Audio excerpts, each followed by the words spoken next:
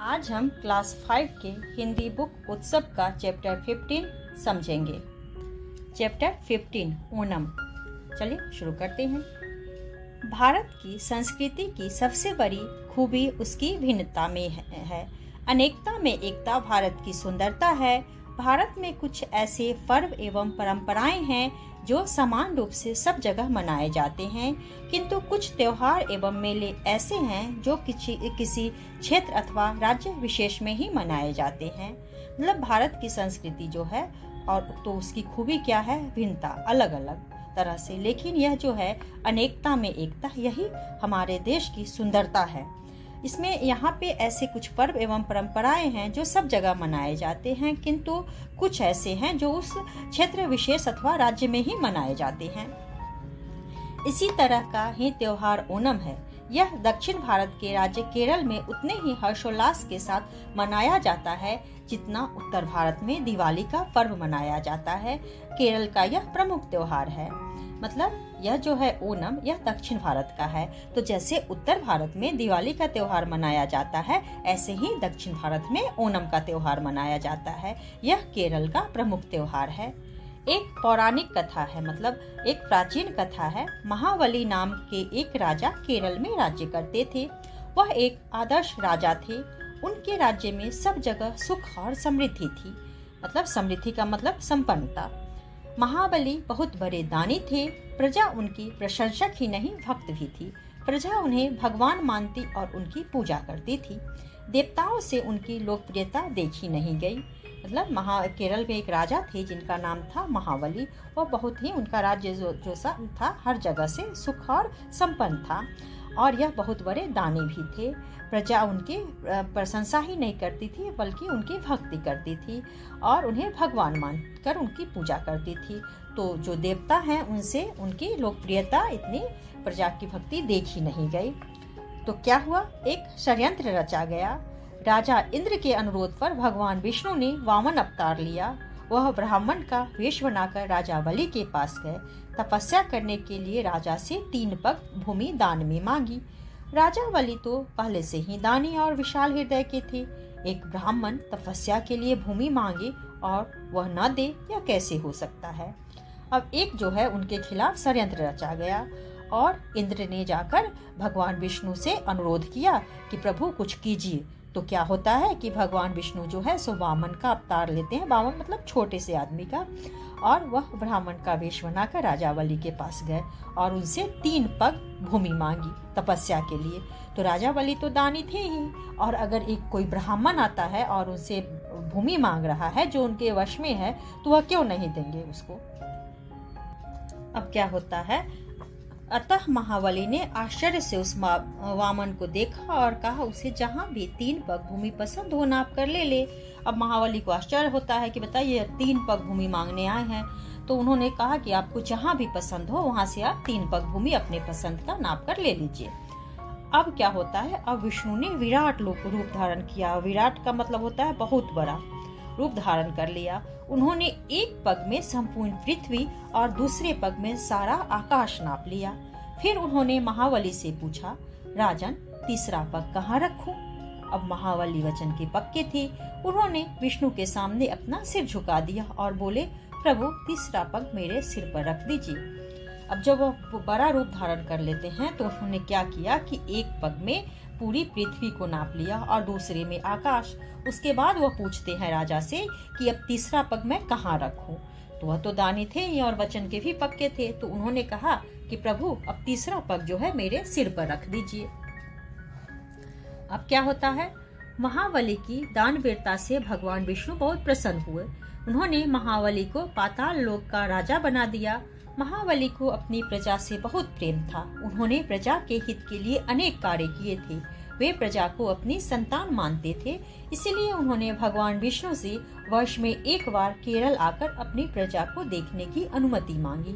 विष्णु उनकी प्रजा वत्सलता से बहुत प्रभावित हुए और उन्होंने अनुमति दे दी। अब जब वह राज बोले कि जो नहीं, अब मतलब ठीक है, आप पाताल लोक का आपको राजा बना दिया गया, वहाँ जाइए। जो थे अपनी प्रजा से बहुत प्रेम करते थे और उन्होंने अपने प्रजा के लिए, उनके हित के लिए, उनके लाभ के लिए बहुत सारे काम किए थे। वे अपनी प्रजा को अपने संतान की भांति मानते थे। तो उन्होंने भगवान विष्णु से आज्ञा मांगी कि प्रभु मुझे ऐसी आज्ञा दीजिए कि मैं वर्ष में एक बार अपनी प्रजा को देख सकूं, उनसे मिल सकूं। तो भगवान विष्णु जो थे उनकी प्रजा के प्रति स्नेह प्रेम से बहुत अधिक प्रभावित हुए और उन्होंने उन्हें अनुमति दे दी कि आप ठीक है, आप एक वर्ष में एक बार आके उनसे मिल लीजिएगा। अब केरल के निवासियों का विश्वास है कि तभी से महाबली हर वर्ष अपनी प्रजा की समृद्धि और सुख को देखने और प्रजा से मिलने के लिए केरल आते हैं। केरल के लोग अपने राजा के स्वागत के लिए अपने घरों को सजाते हैं, रात में दीपकों का प्रकाश करते हैं और खुशियां मनाते हैं। तो उसी समय के बाद से उनके निवासियों का, केरल के निवासियों का यह विश्वास है कि महाबली जो हैं सो हर वर्ष अपनी प्रजा की समृद्धि को देखने के लिए, उसकी संपन्नता को देखने के लिए केरल आते हैं और वहाँ के लोग जो हैं अपने राजा के स्वागत के लिए अपने घरों को सजाते हैं और रात में दीपकों का प्रकाश करते हैं, दिया जलाते हैं और खुशियां मनाते हैं। ओणम का त्योहार लगातार 5 दिन तक मनाया जाता है। इसका दूसरा दिन सबसे अधिक महत्वपूर्ण होता है। इसे तिरुओणम कहते हैं। पहले दिन सभी लोग अपने घरों की पुताई, झाड़ पोंछ और आसपास की पुताई करते हैं।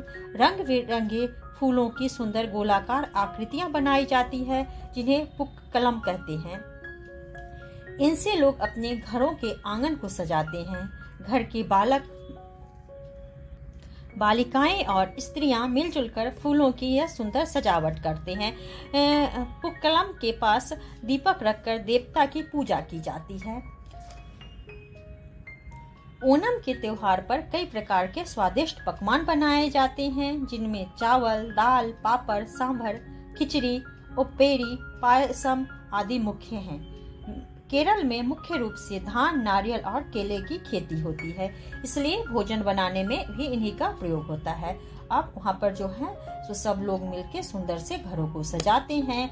स्त्रियां और बालिकाएं, इसमें मुख्य बालक बालिकाएं अपने मुख्य भूमिका निभाती हैं और वहाँ पे भगवान की पूजा की जाती है, स्वादिष्ट पकवान बनाए जाते हैं।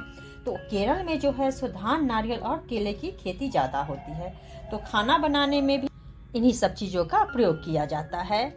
अब केरल के लोग चाहे जहां हो, ओणम के अवसर पर अपने घर लौट आते हैं। वे अपने परिवार के साथ मिलजुल कर रहते हैं। त्रिओणम के दिन सभी लोग साफ सुथरे और बहुधा नए कपड़े पहनते हैं। बहुधा का मतलब है ज्यादातर। दोपहर के समय घर के सभी लोग एक साथ बैठकर केले के पत्ते पर भोजन करते हैं। केरल में लोग केले के पत्ते पर भोजन करना पवित्र मानते हैं।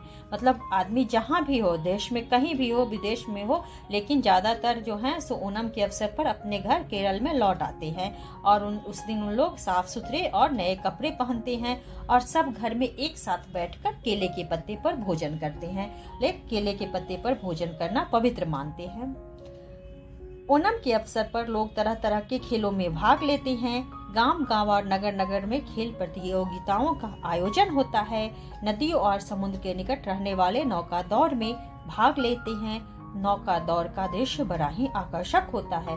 दूर दूर से लोग इसे देखने के लिए आते हैं। उस अवसर पर प्रतियोगिता होती है जहां सब आदमी भाग लेते हैं उसमें, और उसकी सबसे बड़ी विशेषता है नौका दौड़। इसका दृश्य जो है सो बहुत सुंदर है और दूर दूर से लोग इसे देखने के लिए भी आते हैं। अब है नेहरू ट्रॉफी नौका दौड़ प्रतियोगिता भी इसी अवसर पर होती है। यह नौका दौड़ की सबसे बड़ी प्रतियोगिता है। मतलब यह जो नेहरू ट्रॉफी है यह इसी अवसर पे होती है और यह नौका दौड़ की सबसे बड़ी प्रतियोगिता भी है। बालिकाएं और स्त्रियां इस अवसर पर ताली बजाते हुए नृत्य करती हैं। इस नृत्य को कैटोटिटली नृत्य भी कहा जाता है। यह केरल का प्रसिद्ध नृत्य है। इस नृत्य के द्वारा महापुरुषों और वीरांगनाओं की गाथाओं का प्रदर्शन किया जाता है। वीरांगनाओं मतलब जो वीर स्त्रियां हैं, उनकी जो भी है कहानी, उसका प्रदर्शन इस नृत्य के द्वारा होता है। ओणम के अवसर पर केरल में पर्यटकों की भीड़ लग जाती है। केरल की राजधानी में खूब चहल पहल रहती है। नगर का वातावरण वसंत ऋतु की तरह खिला रहता है। मतलब बहुत सारे लोग आते हैं इसे देखने के लिए, तो पर्यटक की भीड़ हो जाती है और नगर का वातावरण भी वसंत की तरह खिला खिला रहता है। ओणम पारिवारिक मिलन और पारस्परिक सहयोग का त्योहार है। इसका मतलब हुआ एक दूसरे की सहायता करना। पारस्परिक सहयोग यह हमें भाईचारे, एकता और सुख समृद्धि का संदेश देता है। राजा महाबली लोगों के आदर्श थे, वह दानी थे, अतः ओणम के अवसर पर धनी लोग निर्धन लोगों को खुलकर दान देते हैं। ओणम के दिन लोक नृत्य भी होते हैं। कथकली नृत्य केरल का लोकप्रिय नृत्य है। युवतियां सफेद साड़ियां पहनती हैं और बालों में फूलों की बेनियां सजाकर नाचती हैं। ओणम का त्योहार सभी धर्मों के लोगों द्वारा परस्पर प्रेम और सौहार्द के साथ मनाया जाता है। मतलब मानना है कि राजा बलि वहाँ के लोगों के आदर्श थे, वह दानी थे, तो इस अवसर पर लोग जो हैं, धनी लोग, निर्धन आदमी जो गरीब हैं, उनको खुलकर दान देते हैं। और यहाँ एक लोक नृत्य भी होता है। तो इसका जो है कथक नृत्य केरल का लोकप्रिय नृत्य है। इस दिन युवतियाँ जो हैं, लड़कियाँ, वह सफेद साड़ियाँ पहनती हैं और बालों को फूलों से, गजरों से सजाती हैं और नाचती हैं। और सभी धर्म के लोगों के द्वारा यह त्योहार जो है प्रेम और श्रद्धा के साथ मनाया जाता है। तो आज के लिए इतना ही। अगर आप लोगों को यह वीडियो पसंद आए तो वीडियो को लाइक करें और चैनल को सब्सक्राइब करें।